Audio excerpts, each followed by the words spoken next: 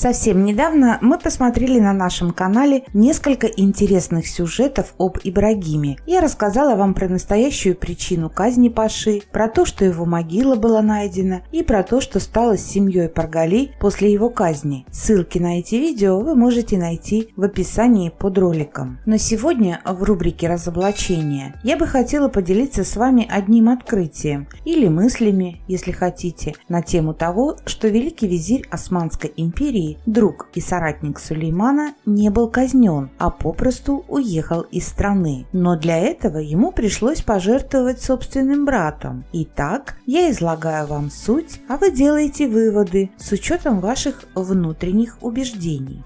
Когда тучи над головой зазнавшегося визиря сгустились, в летнюю резиденцию Ибрагима прибыл его брат Нико. Мне, как человеку внимательному и склонному к анализу ситуаций, все время казалось, что вот-вот Паргали расскажет Нико о своих проблемах с султаном, после чего брату великого визиря придется сделать очень серьезный выбор. Такие ситуации часто встречаются в различных детективах и боевиках, когда казалось бы, что главный герой погиб, он вдруг появляется живым и здоровым, чудесным образом выжившим. После этого нам, зрителям, показывают события, как спасшийся технично обставил собственную смерть. Голливуд, например, без таких сюжетов не представляет себе жизни. Если изложить вкратце, я жив. Вы же погибли, бросились с крыши. Нет. Вы мертвы? Нет, уверен, я проверял.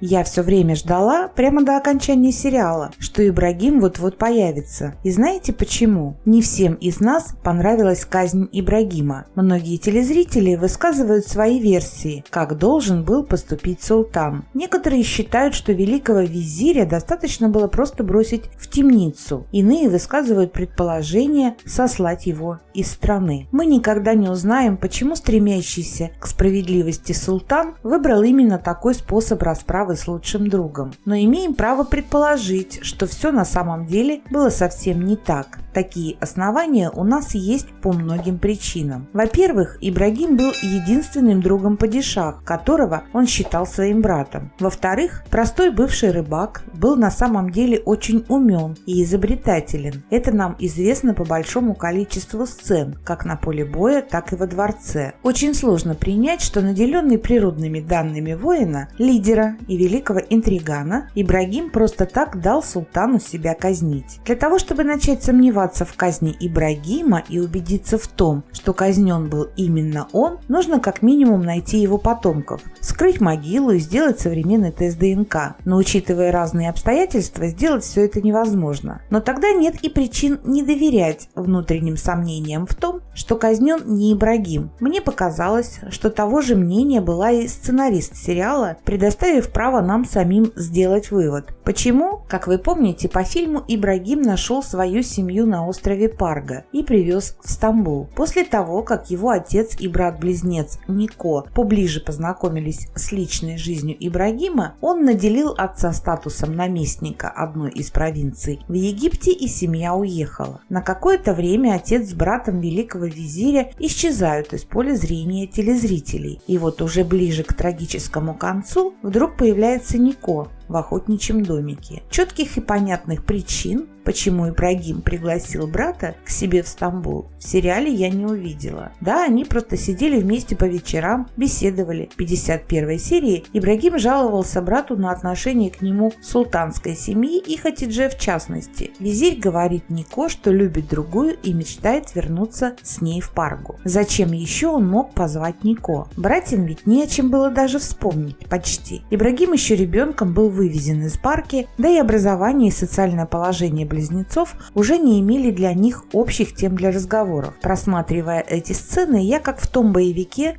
Меня зовут Чефчелиус, и сегодня я не погиб. До последнего была уверена, что Ибрагим вызвал Нико с одной простой целью – отдать на казнь его вместо себя. Да-да, вы не ослышались. Скажите, у кого еще были такие подозрения? Давайте представим себе, что Сулейман простил Ибрагима не как визиря, а как друга. Но он должен был его казнить, в противном случае получил бы сильнейший удар в виде саботажа среди его подданных. И тогда они вместе придумывают план, что палачи казнят не Ибрагима, а Нико. Брагали же навсегда покинет Стамбул и более никогда не вернется. Мог ли Ибрагим убедить Нико отдать жизнь за себя? Уверена, что мог бы. Ибрагим как будто бы с Нико прощался. Помните эти их совместные вечера? Моя версия, что Ибрагим и Сулейман договорились. Нико пошел на эту жертву ради любимого брата, ведь он был одинок, а Ибрагим со своей настоящей женой Мухсин Хатун и сыном Мехмедом навсегда покинули Османскую империю и прожили счастливую и долгую жизнь на греческом острове Парга. Как вам такая версия? Поделитесь в комментариях. А на сегодня все. Не пропускайте главное, подписывайтесь на канал и посещайте вкладку сообщества, чтобы узнавать про Османскую империю то, что остается за кадром наших видео.